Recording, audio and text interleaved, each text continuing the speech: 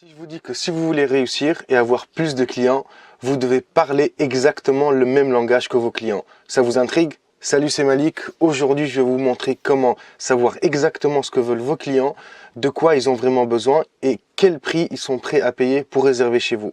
Bienvenue sur la 20e vidéo du défi 30 jours. C'est parti.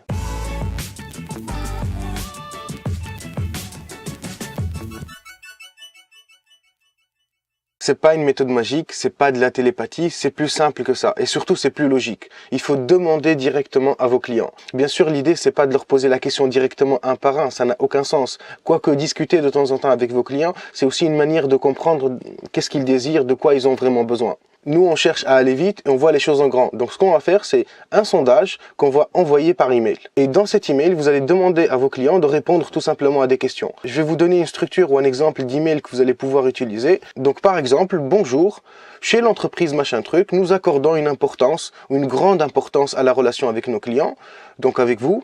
Et votre avis nous intéresse. À l'occasion de blablabla, et là vous trouvez une occasion valable, où nous préparons actuellement tel ou tel événement. Ça peut être une fête, ça peut être un jour férié, ça peut être un salon particulier, peu importe. L'idée c'est vraiment de donner une raison valable. Et vous enchaînez en disant en gros, voilà, votre avis nous intéresse, aidez-nous à améliorer tel et tel point.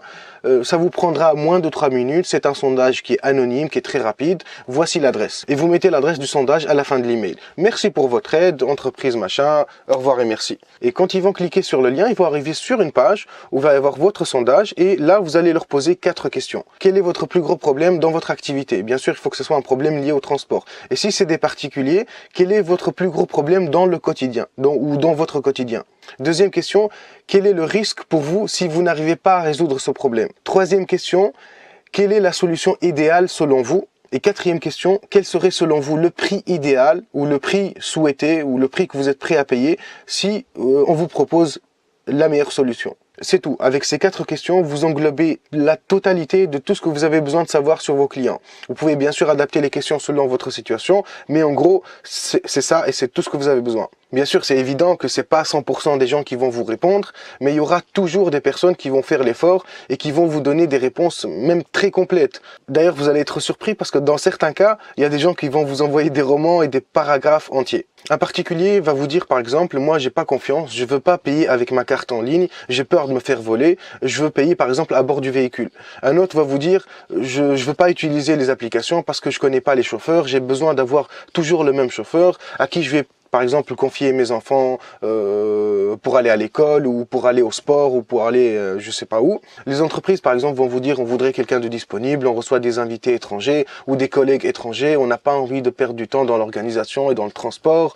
Ils vont vous dire aussi on reçoit des personnes importantes, on veut avoir affaire à des prestataires au standing, à l'image de l'entreprise, pas un mec en jean et en basket, des personnes de confiance, je sais pas moi, des personnes discrètes par exemple. Il y en a même qui vont vous donner des idées parce qu'ils vont vous dire, vous savez, moi, j'ai assez de travail comme ça. Faites-moi, s'il vous plaît, une offre qui soit mensualisée ou un devis sur X mois. Donnez-moi le moyen de vous contacter assez rapidement en cas de besoin. Vous savez, moi, j'en ai marre de passer des plombes à chaque fois à chercher un chauffeur pour mon directeur technique ou pour le directeur ou pour le chef de machin truc. Et vous allez découvrir comme ça plein de choses au fur et à mesure et au travers de leurs réponses. Et tout ça, ça va vous donner des pistes et ça va vous donner des améliorations et même des arguments en béton à présenter sur votre site, sur vos plaquettes, sur vos flyers ou même quand vous démarchez des entreprises directement ou en face à face. Et ça va même vous permettre de prendre et d'analyser les termes que les gens utilisent dans leurs réponses et que les gens utilisent pour parler de ce qu'ils veulent. Et ces termes-là, vous allez les réutiliser dans votre stratégie de mots-clés. Si par exemple un client répond à un sondage et il vous dit, vous savez, moi, j'ai pas besoin de vos services durant la journée, mais j'ai besoin d'un chauffeur pour aller en boîte. Là, vous savez que vous tenez quelque chose. Et cette expression-là, exactement, chauffeur pour aller en boîte, c'est très spécifique et c'est très ciblé. Et c'est dommage de ne pas l'utiliser dans votre stratégie de mots-clés et de ne pas essayer de vous positionner dessus. Parce que c'est très spécifique, c'est très ciblé. Et là, on voit clairement l'utilité d'un sondage parce que vous n'aurez jamais pensé à ce genre de terme. Donc, il va falloir analyser tout ça, regarder de près tous les mots, toutes les expressions qu'ils ont utilisées et que vous vous allez vous aussi réutiliser dans votre marketing, dans votre communication, sur votre site, sur Facebook, sur vos flyers, etc. Et pour obtenir des résultats conséquents, encore une fois, il faut avoir fait le travail en amont. Si vous n'avez pas assez d'adresses email, si vous n'avez pas assez de contacts, ça sert à rien, vous n'aurez pas assez de matière. C'est pour ça qu'il faut avoir un système pour capturer les adresses email. Et moi, ma stratégie et ce que je veux faire, c'est de la même manière que je vais demander à mes clients de mettre un commentaire ou de noter les prestations, je vais aussi automatiquement leur envoyer une demande de sondage après quelques jours, si c'est dans le cas d'une première réservation. Parce que tout simplement, ça serait stupide d'envoyer un sondage au même client à chaque fois qu'il réserve. Bien sûr, vous n'êtes pas obligé de faire comme moi, vous n'êtes pas obligé d'envoyer systématiquement une demande de sondage ou un email de sondage. Vous pouvez le faire, par exemple, une fois tous les 3 mois.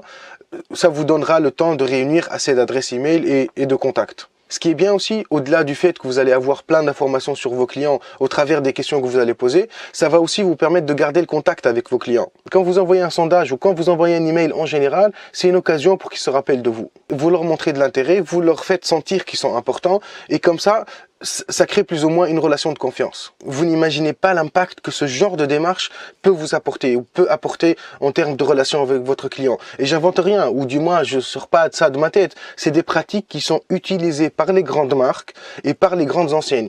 Et si eux le font, c'est que ça rapporte et qu'il y a du résultat derrière. Alors, il y a un outil qui est gratuit, qui est très sympa, qui s'appelle Google Forms, qui va vous permettre de faire ça vraiment très simplement. Je vous mets le lien dans la description. Si vous faites des tests, que vous avez du mal à obtenir des réponses, surtout au début, c'est compréhensible, pensez à offrir peut-être des cadeaux ou des récompenses en échange de leurs réponses. Ça peut être une réduction, ça peut être des points de fidélité, ça peut être un petit cadeau, une petite attention. Ça fait toujours plaisir et ne pensez pas que c'est une perte d'argent. Au contraire, prenez ça comme une sorte d'investissement, un petit investissement, mais qui peut vous rapporter gros. Moi, je vous dis à la prochaine vidéo. Salut et à demain.